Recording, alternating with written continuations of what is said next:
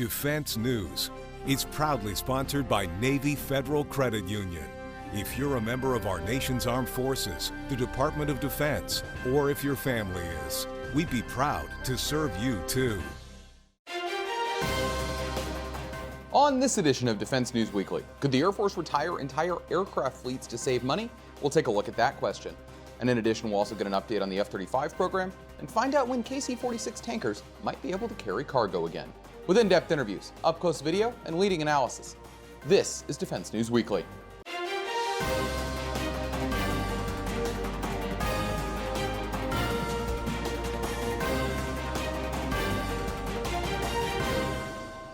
Welcome to this week's edition of Defense News Weekly. I'm Jeff Martin. We've got a busy show this week with interviews and stories. But before we dive into them, here's a look at some headlines from this week. The Air Force is prepping an experiment to link the F-22 and the F-35, a long sought-after capability for the Air Force. The plan is to first use a ground-mounted gateway to allow data to flow, then move that gateway to an XQ-58 Valkyrie drone. This effort is one of several connect-a-thons, which also include linking KC-135 tankers with Starlink satellites and unspecified tests with F-16s. This is all part of the Air Force's plan to connect every possible platform into one network. And the Air Force expects a safety fix to KC-46 Pegasus tankers to take months, as the service and Boeing work to get the plane certified again to handle cargo. While the issue with the cargo locks on the plane's floor has been identified, the Air Force and Boeing are working to figure out which solution is best. Despite 2019 being the delivery year for the aircraft, it's been a rough year for the Pegasus, with FOD issues delaying deliveries and ongoing Category 1 deficiencies still needing fixes. And the Air Force's B-52 bombers could be taking on a new role in the future, that of an arsenal plane. Now that's a concept where a large aircraft like the B-52 is packed with missiles, allowing it to engage a lot of targets in a single sortie. The news came in a Defense Writers Group breakfast with Air Force Acquisition Chief Dr. Will Roper, who hypothesized on what role a possible arsenal plane would play in a future conflict, especially if it can work with a new B-21 Raider. Now this isn't a new concept at all, and the idea has seen a resurgence in recent years, especially as enemy air defenses increase. And speaking of future plans for the Air Force, the service could have to retire entire fleets of aircraft in order to save $30 billion over 5 years, money that the service's top officer wants to use to fund new investments. So what could be on the chopping block? Well, while the Air Force hasn't said anything officially, there are some prime candidates. According to a recent CSIS study by Todd Harrison, those include the A-10 Warthog, the B-1 and B-2 bombers, the KC-10 tanker, the E-8 and E-3 control aircraft, the U-2 spy plane, and the various RC-135 reconnaissance aircraft variants. According to Harrison, retiring those fleets would give the Air Force the money they need, but would require big trade-offs in capability. It's expected that more of the service's investment plan will be revealed in the FY 2021 budget coming next year. And is the U.S. about to test a new ballistic missile? Well, the signs are certainly pointing that way. In the past few months, defense officials have said that the U.S. was planning to test a new Intermediate Range Ballistic Missile sometime in November, which would be the first such test since the end of the INF Treaty earlier this year. Now, this would be the second major post-INF test conducted by the U.S., which also launched a ground-based Tomahawk missile in August. And another CSIS report is warning that the U.S. Army has to be careful about estimating aircraft fleet costs as it begins to ramp up work on future vertical lift. Right now, the Army is working on two efforts within that portfolio, one to fund a new attack recon aircraft, and the other to field a long-range assault aircraft.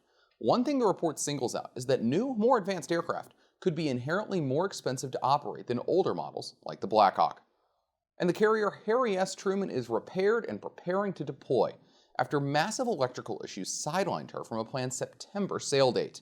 Since those issues were noticed, the ship's been at Norfolk Naval Shipyard working to get those issues fixed. Truman would replace the Abraham Lincoln, which has been on an extended deployment. And as for what the Truman will be doing once she's at sea, the Navy isn't saying much. And Capitol Hill this week was dominated by impeachment hearings. But while those were going on, defense officials and industry leaders were testifying to Congress on the F-35 program. Here's some highlights from that House hearing on Wednesday. Mrs. Lord, General Fick, I would just like to get a real clear opinion from you and impression. What will a continuing resolution, particularly if it goes into the next year, what will be the impacts on the F-35 program? Sure. From an F-35 perspective, what I'd look at are basically three areas. My ongoing development activity, specifically the development associated with the generation of modifications to the platform, was a new start in 20, and so those efforts will not be able to continue. One of those new start mod efforts was DCA, our dual capable aircraft, critical capability. That's very, very important to us that we get that. That's thing one.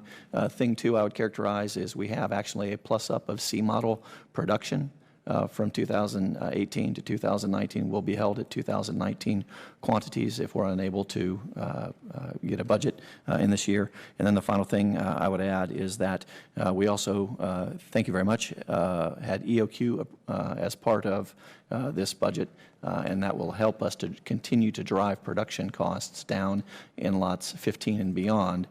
So if we don't get that, it's roughly a half a $500 million or so. If we don't get that, that will delay our ability to start that work and the effectiveness of EOQ in production. Mrs. Lord? So General Fick gave you many specifics. I will tell you, if we have a CR, we continue to have to rearrange work to not be able to move forward. So there's an enormous amount of administrative time that's really non-value added that goes to that. And we have to continue to think ahead about what's the next impact. So the EOQs, the economic order quantities, for instance, we're always trying to figure out where those economies of scale are and how to best work that. We can't do that if we don't know when we're getting the money. Mr. Ulmer, you own Alice. What are you going to do about it not working? Yes, sir. We've been working for some time now to improve the Alice system. Let's go right to the heart. Are we headed for a new architecture? Yes, sir. And how long will it take, and what will it be to bring that new architecture on? And will it be secure? Lockheed Martin is working with the Joint Program Office and our international partners relative to establishing, as you heard in the previous panel from General Fick, that we're targeting September of 2020 relative to implementation of that new architecture. And it will have the security requirements from a cybersecurity as well as sovereign data management. Your original contract called for Alice to work. It doesn't. Are you paying for the upgrade? We are spending about $50 million relative to internal funds to improve Alice, as General Fick alluded to, classic Alice. We're also implementing additional company funds in the order of $120 million in terms of the new architecture investments to support the path forward.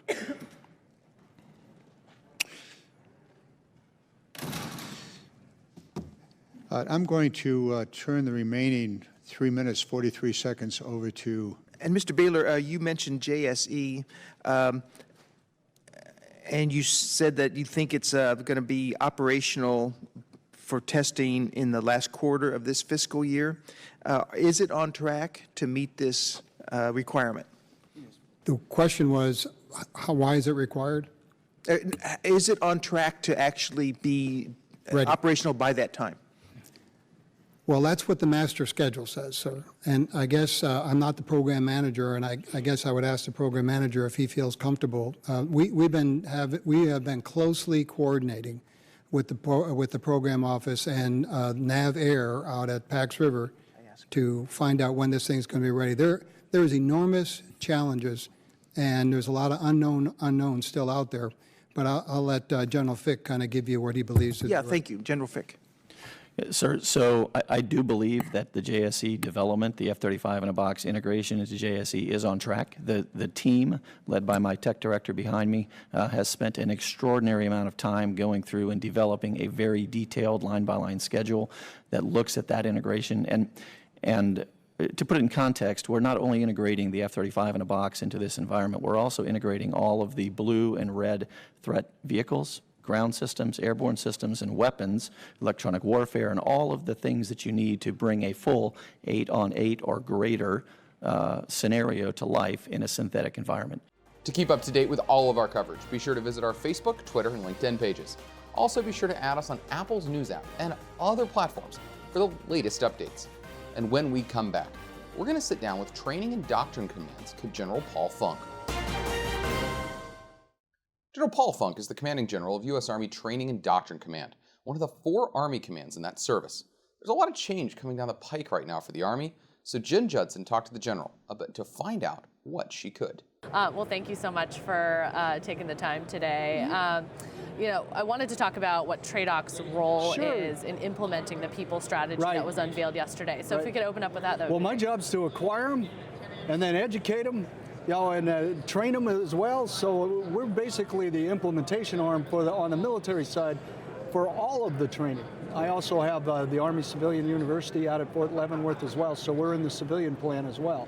But TRADOC's the implementation headquarters for the Army people strategy on the military side. Okay.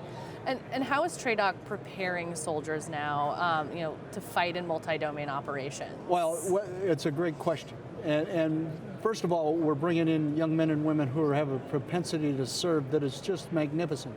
If you really consider what we've been doing for the last 18 years, we've been in persistent conflict in combat, yet young men and women are still willing to raise their right hand and support and defend the Constitution of the United States. It's amazing. So we're bringing them in, and we're taking the young citizens, turning them into soldiers, and then providing them to the operational force as a trained and ready element, ready to go do what they need to do.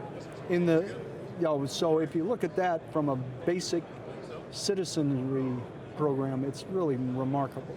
Okay, and in terms of multi-domain operations, I know the Army Chief talked a little bit about this yesterday in the press briefing, plans to sort of change training, such as setting up cyber training, virtual cyber training. Actually virtual cyber ranges, which we're working now.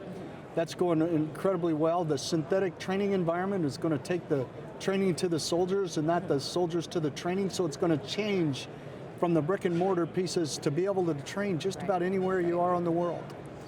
Can you talk about some of the challenges in terms of what you have to do and the timeline that you have to do? The Army modernization strategy is not yet out, although I published a story yesterday on that, and there's sort of a timeline to get a multi-domain force ready by certain benchmarks. So what are the challenges in terms of getting this accomplished in the timeline? Well, we've got to find the talent. We got to acquire the talent, and then the challenges become we need consistent funding. We got to have that. I mean, this is not your father's way of war. I mean, this is in fact incredibly complex, and it's going to require an unusual focus by all of us to preserve our freedoms.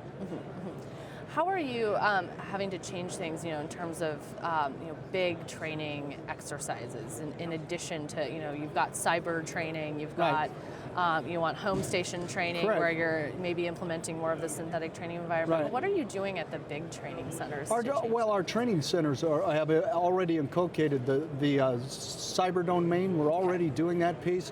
We've been really focused on our mission command systems and bringing those in and getting them into operational capacity faster.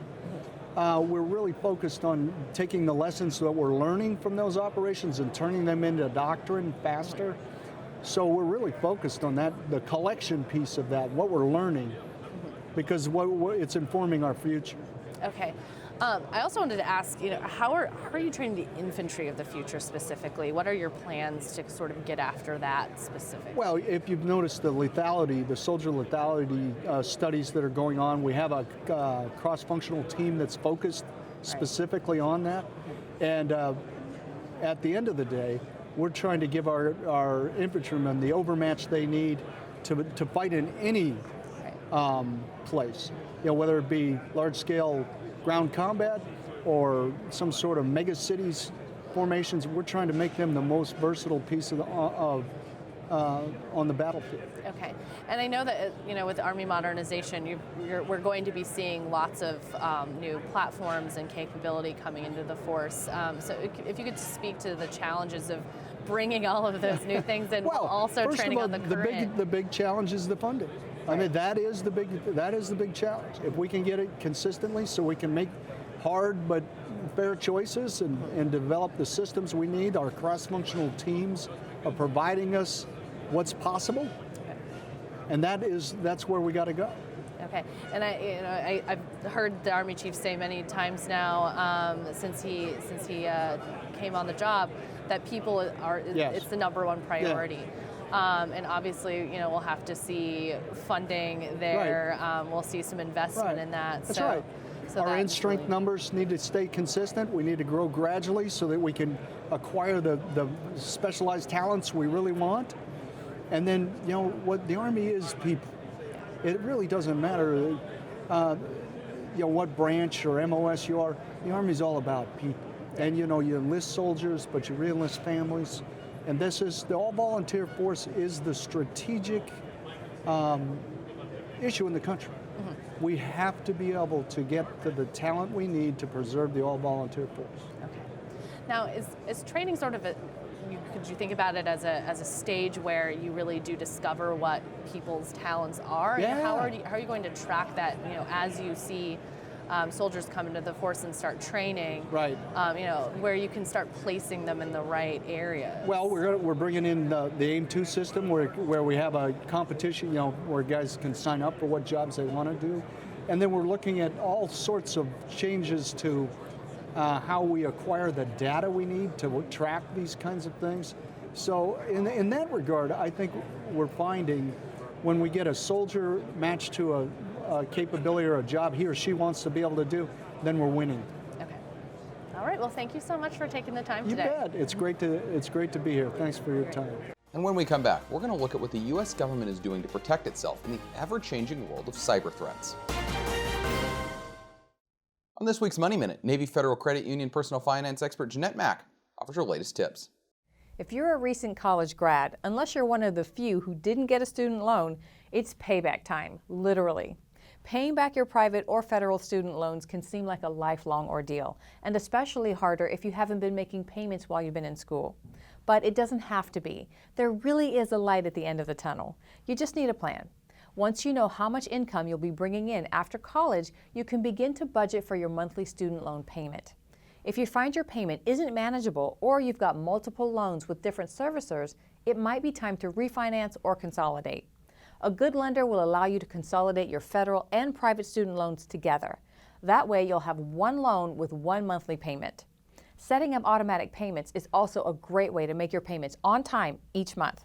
It might also qualify you for a rate discount for doing that, which can bring your payment even lower. Of course, refinancing or consolidating has its pros and cons. What's right for you may not be right for someone else with student loans. So work with your loan servicer to find the right solution to help make managing your student loan debt much easier. Thanks, Jeanette. We'll see you next time. Now, if you want to get more defense news coverage, be sure to visit our website at defensenews.com and subscribe to our Early Bird Brief, which is delivered to your inbox every weekday morning to get you ready to start the day. And when we come back, we'll look at what the U.S. government is doing to protect itself in the ever-changing world of cyber threats. Sean Plankey is one of the top cybersecurity officials at the U.S. Department of Energy and recently spoke at Fifth Domain CyberCon outside Washington, D.C. After his panel, he sat down with executive editor Jill Itoro. Here's part of that interview. So Sean, you began your government career in the Coast Guard, is that right? I did. Okay, so tell me a little bit, first of all, like what you observe. We're here at CyberCon, a cybersecurity conference. What might we not understand about how the Coast Guard is dealing with cyber threats? Sure. Coast Guard, favorite service, obviously. They're a vital cog in the wheel, or I should say, they're a vital piece of the defense of our nation's critical infrastructure. I mean, under PPD 21, they're the sector-specific agency for maritime cybersecurity, maritime cybersecurity subsequently. I'm not sure that people realize that 90% of all imports come by sea. The U.S. is the #1 importer in the world, #2 exporter. $4.5 trillion touches the maritime space. That's everything from energy to goods that we have, and the Coast Guard is the key facet for protecting that. So as you were observing, and you started to garner an interest in cybersecurity, is my impression a bit while you were there. So, what are some of kind of the areas of consideration that you could extend this to government at large, but that are not being considered from a cyber perspective? Sure. So not that they're not considered, it's just a growing recognition, a growing defense, right? What we've come to realize is the threats have changed. You've seen that in the national security strategy.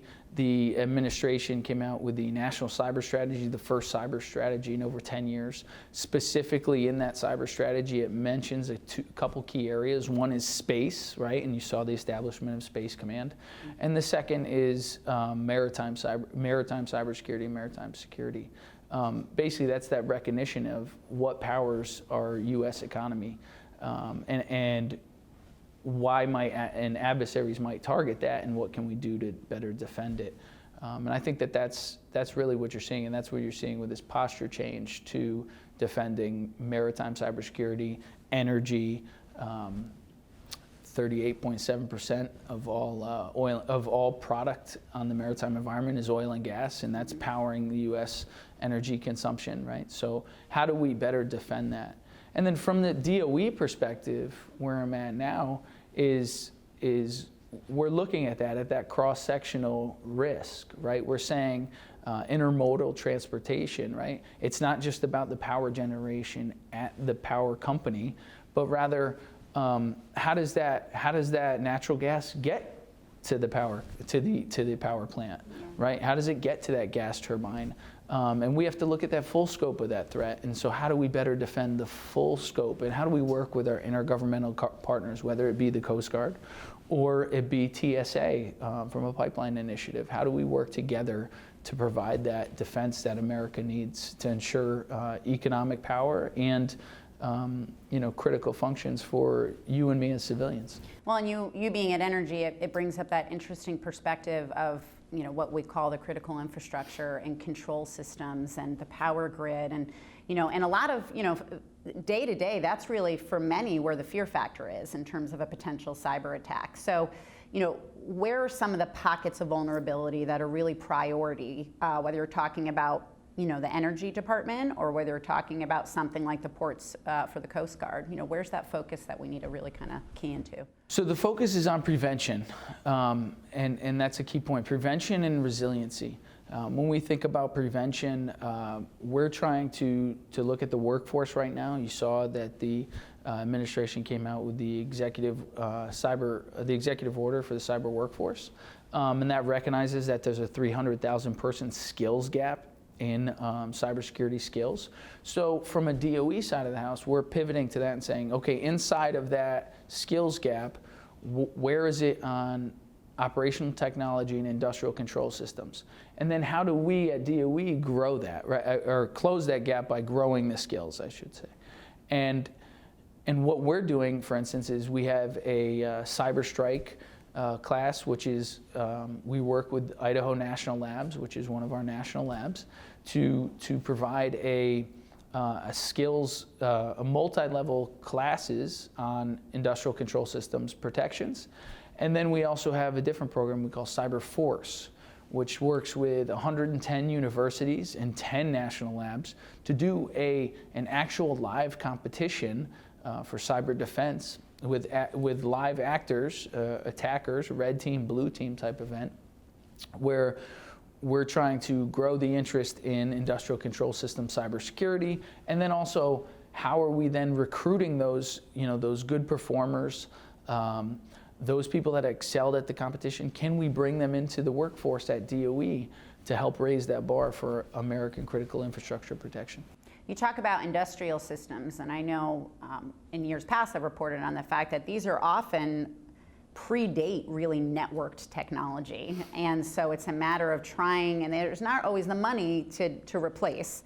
So it's a matter of adapting these to close the vulnerabilities. How far along are we in doing those sorts of things in partnership with private sector, of course? Right, so that's the key thing that you said at the very end, is the partnership with the private sector. So from the DOE side of the house, we want to make sure private sector, who's the owner, right, understands the threats that they may face. CSER in particular, the Cybersecurity, Energy Security, and Emergency Response section of DOE, which is where I'm at, we're not a regulator. We don't regulate the private industry. We can't tell them what to do. But what we can do is work with them, with our intelligence partners, to say, hey, here's a threat you have. Here's what we think might be a best practice to mitigate it. We can take best practices, industry accepted best practices, such as the NIST framework, help work with private sector critical infrastructure companies, specifically in the energy sector, to say, how does this fit within your company, right? How can you take these industry accepted best practices and roll them out in your company to provide that better defense? So that's an area where DOE and in particular my office is working to improve. That's all we've got time for this week, but if you want to see and read more, be sure to head over to our website at defensenews.com. Thanks for joining us. We'll see you next time.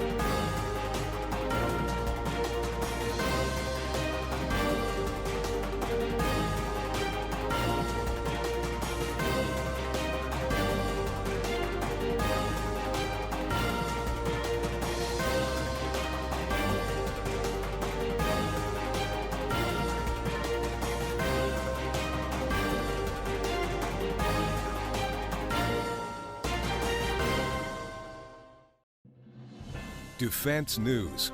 It's proudly sponsored by Navy Federal Credit Union.